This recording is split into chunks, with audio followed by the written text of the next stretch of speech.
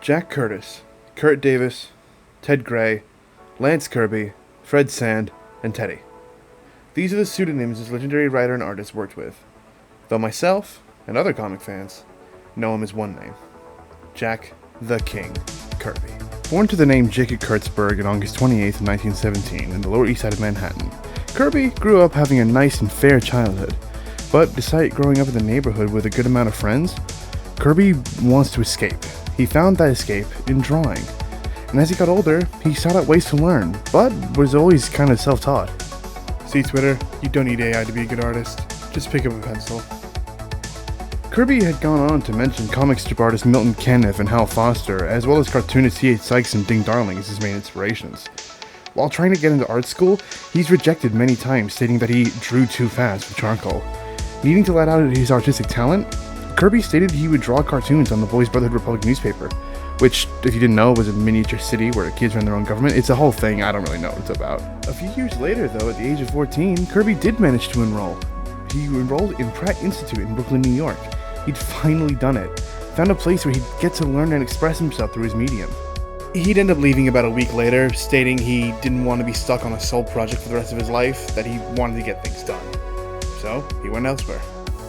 Afterwards, at the age of 19, Kirby would get a job drawing comic strips and single-panel advice cartoons under his first pseudonym, Jack Curtis.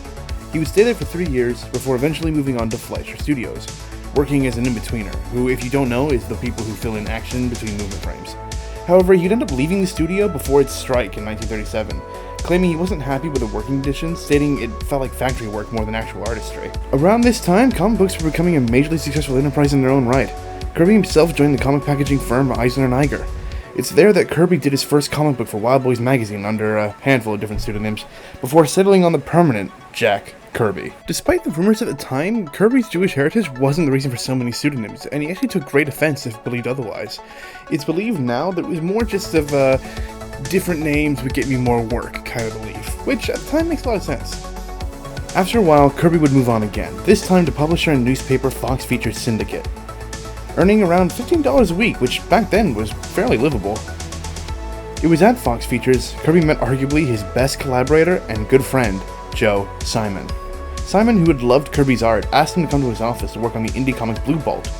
It's the start of a collaboration that would last almost 3 decades. The duo of Kirby and Simon are seemingly unbeatable together. They work on the iconic character Fawcett Comics' Captain Marvel's first ever solo series, before making their way to Timely Comics, which would then become known to be Marvel Comics. In this new position together, Kirby and Simon create one of the most famous characters in comic book history, Captain America. And it does exceptionally well, releasing in 1941, selling out in days, and then subsequently gets over 1 million copies in its second printing. The comic is so successful that Martin Goodman, the head of Timely at the time, makes Joe Simon an editor. And being an editor, Joe asks Kirby to become Timely's art director, an offer Kirby accepts. Unfortunately, though, it wouldn't last. See, now as editor and Kirby's art director, Simon had negotiated with Goodman that he and Kirby would receive 25% of all of Captain America's comic sales, and with just how popular the character was, Simon believed Goodman was holding out on them. Not once to be messed around, the duo approached National Comics Publications, though everyone would come to know them by their current name, DC Comics. After negotiations, the pair were able to secure a weekly pay of $250 a week for the both of them, over triple what they were both earning at Timely Comics. Naturally, though, they feared they'd lose their jobs at Timely if Goodman found out they were planning to jump ship to the main competition. Though many other workers knew of the pair's plan, including editorial assistant Stan Lee, Goodman did eventually find out, and when he did, he rightfully fired Kirby and Simon. Simon was willing to give him the benefit of the doubt, but Kirby, to the day of his death, was convinced that Stan Lee had sold him out. After Simon and Kirby arrived at National Comics, they spent their first weeks unsure of what to do. After a few editing assignments that went nowhere, Jack Leibowitz, an executive, told them to do whatever they wanted. So, they did. They revamped the Sandman. No, not this one. This one.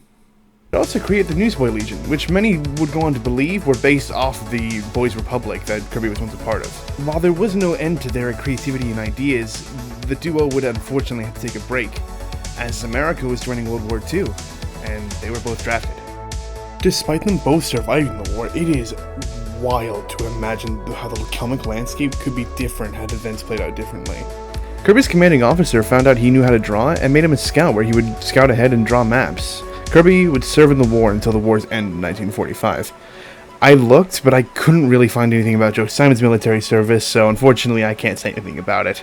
After the war, the real-life dynamic duo were back. Simon and Kirby found themselves at Harvey Comics, making adventure and crime comics.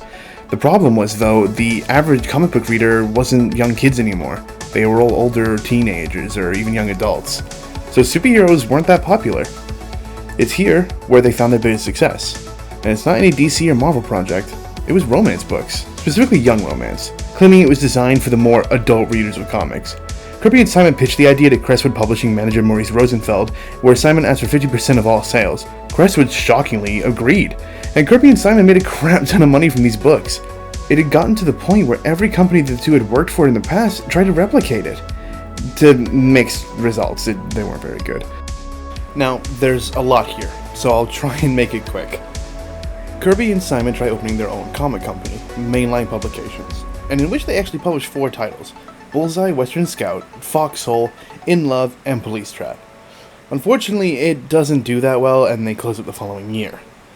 This is only the tip, though, as a bunch of other things that I can't really figure out led to the two splitting as collaborators. Simon decides to pursue a new career in advertising, but he and Kirby did remain good friends.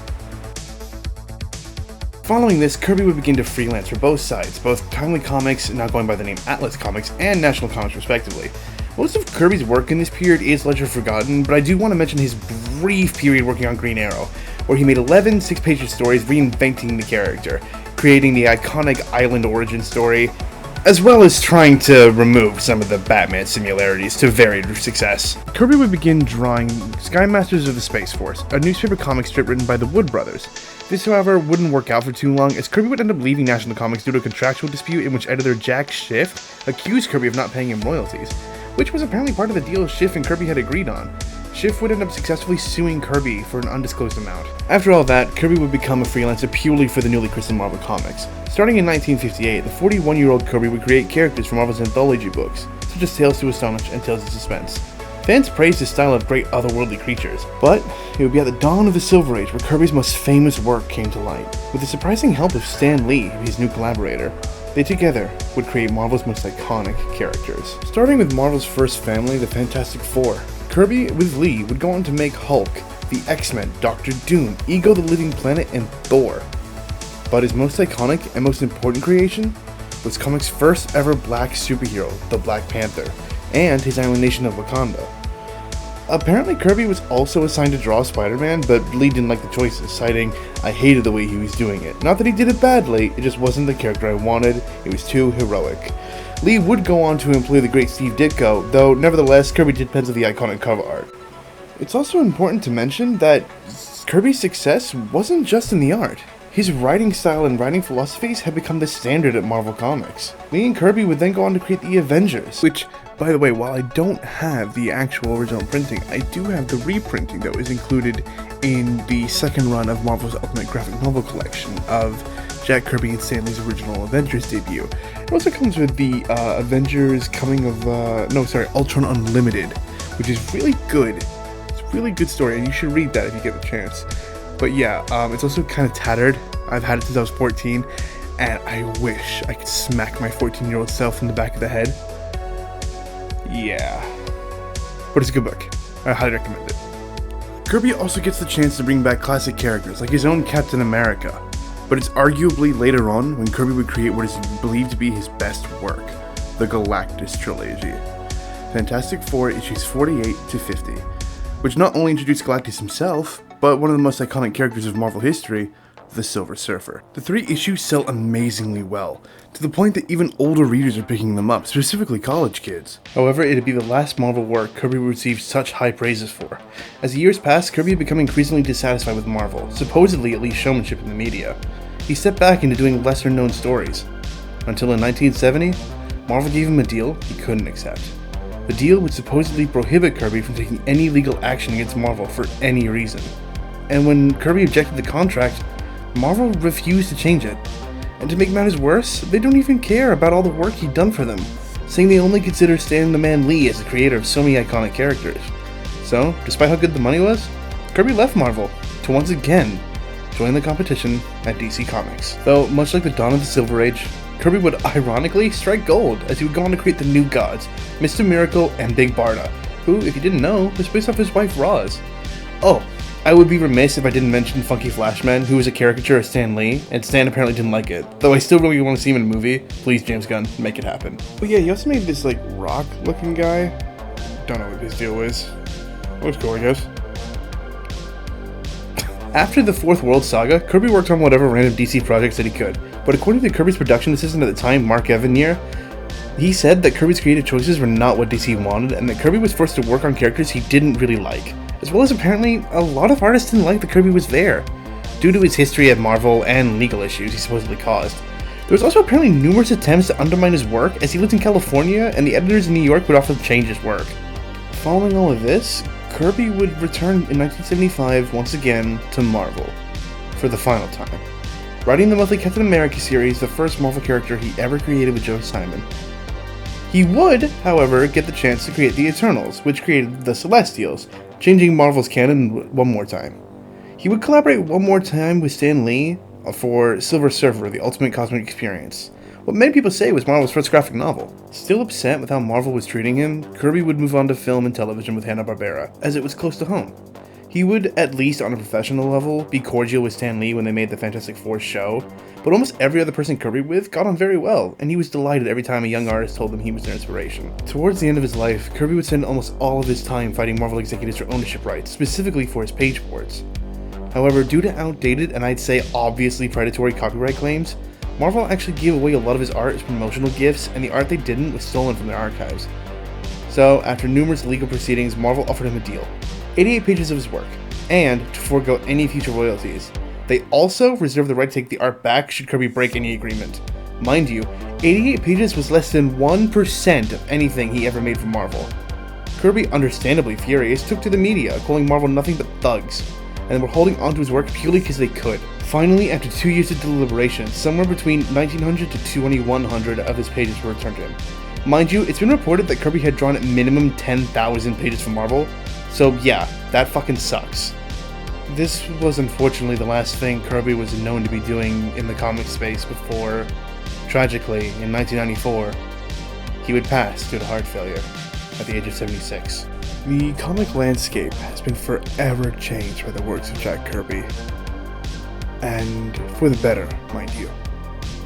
For a man who just wanted nothing more than to escape his neighborhood, and then got to be that escape for so many others, it is nothing short of poetically beautiful. Thank you, Jack, for inspiring so many others in your life and beyond. I haven't got the trappings of a circus, but there in my mind is a very active and bright and colorful place that is as good as any circus that I've ever seen, and I live with that, and I enjoy it immensely. Jack the King Kirby. Thank you so much for watching. I've been the Comic Wraith. If you enjoyed the video, please remember to like, comment, and subscribe. If you would like to know more about Jack Kirby, please look at this book, Jack Kirby, The Life of the King of Comics by Tom Silko. It's an amazing read, it's where I got most of my research, and it even has more details that I didn't have the time to go into. If you'd like to support me more directly and help me turn this into a full-time career, please consider donating to my Patreon for as little as $1. Thank you, and I'll see you in my next video.